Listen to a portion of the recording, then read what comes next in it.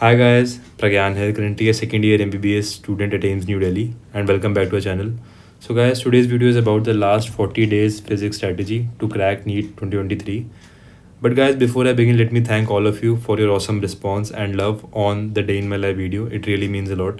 But if you guys still haven't watched that one, then do watch it. I'll link it in the I button. So now let's get started with this one.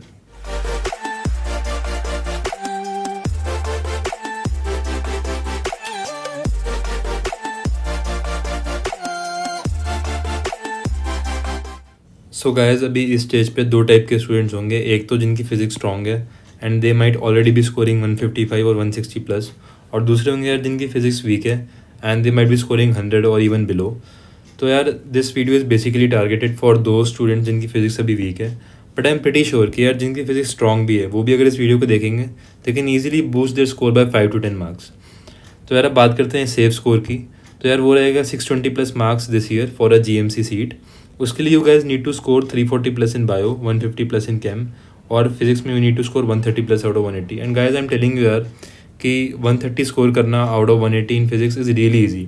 But guys the issue is that हम अपने mind में already एक misconception बना लेते हैं कि physics बहुत tough है और हमारे मार्क्स आएंगे ही नहीं.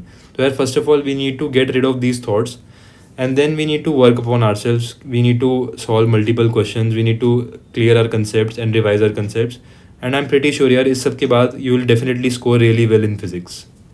So guys, now let's talk about some do or die chapters. कि यार मतलब इन चैप्टर्स को तो बिल्कुल नहीं छोड़ना है और इनको प्रायोरिटी देनी है रिवीजन के टाइम, यानी कि इनको पहले रिवाइज करना है. So the first one is units and dimensions, then is Newton laws of motion, फिर थर्ड है यार इलेक्ट्रोस्टैटिक्स एंड ग्रेविटेशन. इनको मैंने साथ में इसलिए लिखा है क्योंकि दोनों में ऑलमोस्ट सेम सी फार्मूलाज हैं, सेम सी ट्रिक्स हैं, तो इनको if you want we can revise both of them together. Then comes current electricity, ये हमने 10th में भी पढ़ रखा होता है तो यार इजीली रिवाइज भी हो जाएगा. देन कम्स मॉडर्न फिजिक्स, इसमें मोस्टली यार लर्न करने का रहता है तो we can easily do that, और ये काफ़ी स्कोरिंग भी रहता है मॉडर्न फिजिक्स. तो इसमें we have to revise atoms, nuclear, dual nature, semiconductors. Then comes ray and wave optics, then kinematics and then magnetism. तो गाइज़ अब बात कर लेते हैं कि हमारे रिवीजन के क्या स्टेप्स रहेंगे. तो यार अगर ऐसा कोई चैप्टर जो आपने आज तक कभी नहीं पढ़ा है और उसके कंसेप्ट्स की आपको बिल्कुल नॉलेज नहीं है, so in that case you can refer to one shot lectures. Although I am not much in favour of them, but because अभी टाइम कम है so that's our last resort. But अगर आपने उस चैप्टर के class notes या short notes बना रखे then of course you will revise that chapter from those notes and not from one shot lectures. So next step है यार फार्मूला रिवीजन. तो यार this you can basically do from formula sheet अगर आपने बना रखी है. अगर नहीं भी बनाई यार तो I will soon upload my formula sheet on my Telegram channel, so you can join it. I will put the link in the description.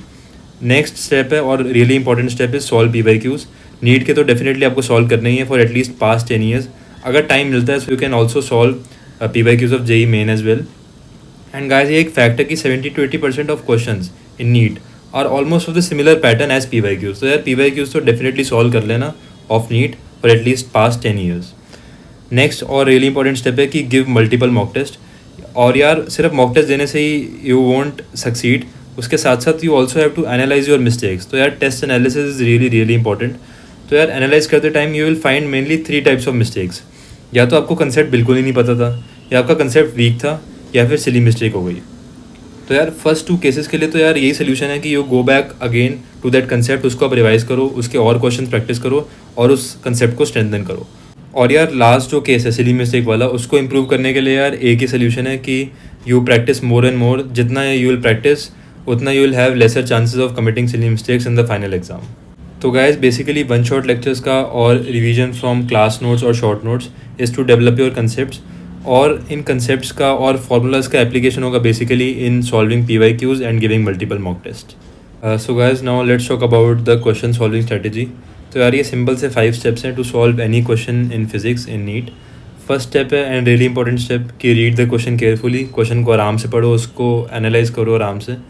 Then next step है कि क्वेश्चन को ट्राई करो एक फिगर में कन्वर्ट करने की, और जो भी वैल्यूज़ हैं क्वेश्चन में उनको एक्सट्रैक्ट करके फिगर के साइड में लिख लो यार, क्योंकि क्वेश्चन में काफ़ी ऐसी इन्फॉर्मेशन होती है, एक्स्ट्रा इन्फॉर्मेशन जो हमारे काम की नहीं होती है, and that is just to divert us and to waste our time. तो उसको हमें अवॉइड करना है. फिर नेक्स्ट स्टेप है कि नीट कैलकुलेशंस करो, because if in case you want to revise your calculations तो यार वो तुम आराम से कर पाओगे अगर तुमने कैलकुलेशन नीटली करी है तभी. फिर नेक्स्ट स्टेप है कि you can use option elimination method. उसके काफ़ी मेथड होते हैं, one of them is units and dimension method. उससे you can save a lot of time. But यार अपने आंसर को कंफर्म ज़रूर कर लेना, जो उसका असली मेथड है क्वेश्चन को सॉल्व करने का, उसके थ्रू। फिर यार लास्ट स्टेप पे जो अंडरस्टूड ही होता है कि जो भी तुम्हें टफ या लेंथी क्वेश्चन लग रहे हैं उनको लास्ट के लिए छोड़ दो, बिकॉज यार सिंपल सा लॉजिक है कि all the questions carry same weightage +4 -1। तो यार किसी भी क्वेश्चन को अपनी ईगो पे लेकर उस पर टाइम वेस्ट करके कुछ फ़ायदा नहीं। तो guys now let's talk about the paper attempting strategy. तो यार यू गाइज ऑलरेडी नो कि 2 सेक्शन होते हैं, section A and section B. उसमें section A is comparatively easy, क्योंकि यार उसमें डायरेक्ट फार्मूला बेस्ड क्वेश्चन होते हैं and you can easily score 110+ marks out of 140 in section A. अब सेक्शन बी यार थोड़ा सा ट्रिकी होता है, तो उसमें majorly question selection is really important. तो जो भी क्वेश्चन तुम्हें ट्रिकी लग रहे हैं, टफ लग रहे हैं, लेंदी लग रहे हैं, या जिनका कंसेप्ट तुमको नहीं पता, तो यार उनको डेफिनेटली तुम छोड़ दोगे और बाकी 10 क्वेश्चन को अटैम्प्ट करोगे। तो यार सेक्शन बी में भी यार you can easily score 20+ marks. तो यार 130+ मार्क्स तो यहीं पे हो गए बड़े आराम से। So guys now let's talk about कि क्या फिजिक्स एनसीईआरटी इंपॉर्टेंट है फॉर नीट। तो यार इंपॉर्टेंट तो है, ऑल्दो उतनी नहीं जितना बायो एंड केमिस्ट्री की एनसीईआरटी इंपॉर्टेंट है। एंड गाइस क्योंकि अभी टाइम कम बचा है, तो यार we can basically do just these 3 things from NCERT.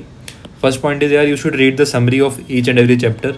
और यार अगर if you are interested you can even read the points to ponder, but this is totally optional, क्योंकि नीट में जनरली पॉइंट्स टू पॉन्डर से question नहीं frame होते हैं।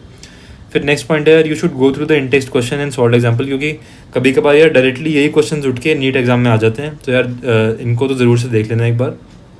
फिर नेक्स्ट पॉइंट है यार you should revise the in-text theoretical factual points and formulas. तो यार if you have already highlighted these points तो तुम्हारे लिए इनको रिवाइज करना ईजी होगा। और अगर नहीं भी करे यार तो एटलीस्ट ये जो चैप्टर्स हैं ये वाले, इनके थ्योरेटिकल पॉइंट्स तो ज़रूर से रिवाइज कर लेना। एंड यार these chapters are SHM, waves, magnetism, EM waves, modern physics and semiconductors. So guys now let's talk about the timeline.